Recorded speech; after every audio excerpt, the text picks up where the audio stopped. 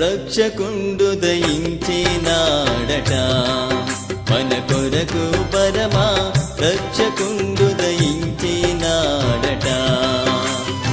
రక్షకుండు దయించినాడు దారెగొల్లా పోయలారా తక్షణమున పోయి మనని వీక్షణ ఫలముందు దాము రక్షకుండు దయించినాడట మన కొరకు పరమా రక్షకుండు దయించినాడట